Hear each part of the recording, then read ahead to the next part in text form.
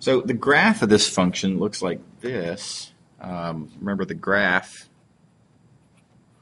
is described by setting a new variable equal to the value of the function, so x plus y squared. So this is the equation we have to study to get the graph. And this is, again, a little exercise from 2.2, and I claim what you end up with is it's going to be kind of parabolic in a way because of this y squared, and it's going to look sort of like... So you can't set the y equal to constant? Well, you can, but then that's going to give you cross-sections of the graph. It's not going to give you the whole graph. It's just give you cross-sections. Whenever you are looking at cross-sections, that you have to then reassemble those cross-sections. Yeah. So you're right. If you set y equal to a constant, in other words, if you look at cross-sections perpendicular to the y-axis, those cross-sections are straight lines. That doesn't mean that the graph is straight lines. So why would you choose... okay, so what are you doing? Yeah, well, let me label here. So what I'm going to do here is, so let's. I think it's a little easier to see what happens when you set x equal to a constant. So if we set x equal to some constant, let's start with x equals 0 and draw it here in the yz plane. If x is equal to 0, you have z equals y squared. That's a parabola there in the yz plane. And if x increases, all that's going to do is, as x increases, you're going to get like z plus and then some number plus y squared. That's going to give you also a parabola, but sort of higher up.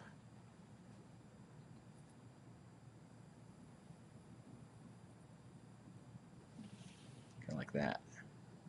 Right? And then all together, if you assemble these things, you have to use your geometric intuition here. It's going to be hard to draw a really good picture of this, but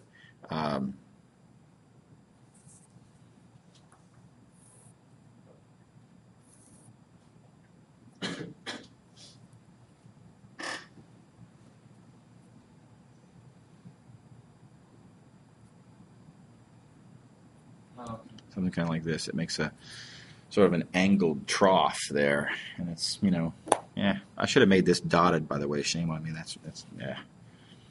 You can kind of see that angled trough. Now you're right. If you were to take cross sections of this perpendicular to the y-axis, it does. Yeah, you can kind of see lines coming out. It's lines like this, and yeah, they are kind of straight, but they're also. That's just because you're looking at a certain point of view. Yeah. Okay, so this is what the graph looks like.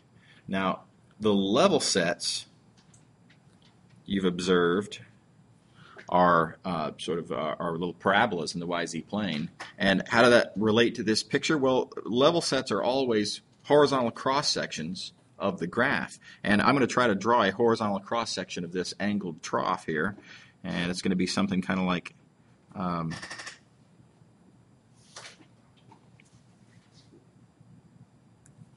kind of like that. You sort of see that what that cross section looks like. Does that make sense?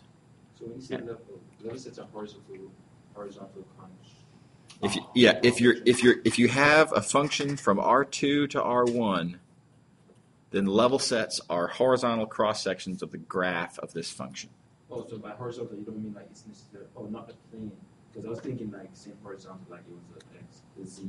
Yeah, no, it is. I mean, yeah, because, right, I mean, the way you take a level set of a function like this is you take the function and set it equal to a constant, which is the same as setting z equal to a constant, which is the same as taking literally a horizontal cross-section in a horizontal plane.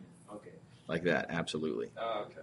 Yeah. Now again, this is specific to if z is a function of x and y. Sorry? So that level set that you're taking, that's like the XY slice. Well, no, this is a plane. Right, yeah, but this it's parallel to XY? This is parallel to the XY plane. That's right. So this is z equals some constant. Right. Okay. Yeah, and that's why.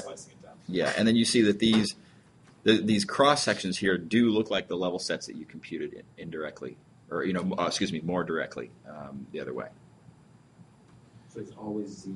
So the cross section, the level set is always like horizontal plane. Like even if you rotate it. Yeah, if you're talking about a function from R2 to R1, then yeah, the level set is where you take the output and set it equal to a constant. If the output is what you're calling z, then yeah, you're setting z equal to a constant, and that's a horizontal plane.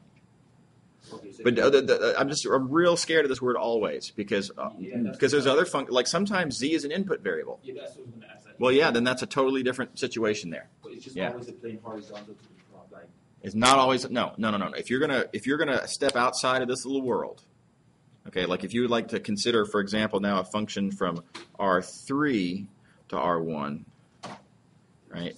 Then x, y, and z are all input variables, and then maybe w is the output variable or something. Well, the level sets of a function like this have nothing to do with horizontal cross sections of anything. Because horizontal cross sections would mean you're setting z equal to a constant, and that's not what you're doing here. If you're taking a level set of this function, a level set's going to involve setting this variable equal to a constant. And it's not the same as setting z equal to a constant. So let us say there's like I don't know, R3, I don't know what the shape. Yeah, so the level sets of a function like this would be surfaces in R3. Surfaces in R3. That's right. And so we've seen, let's see here, let's go back and, for example, like this. These spheres here, concentric spheres, those are level sets of this function. And they're not horizontal. Yeah, that's right. There's nothing horizontal about these at all. Okay. Yeah. So they're just a cross section in some. If you want to talk cross sections, you're talking about of the graph, and the graph's in R4.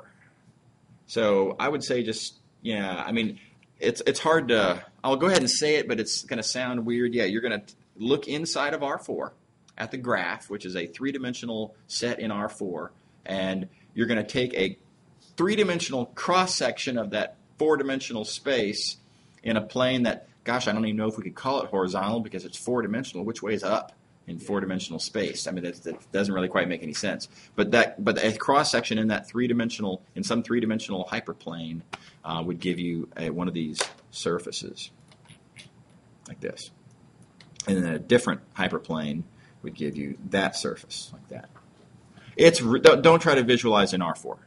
Yeah, right. Yeah, it's not productive usually.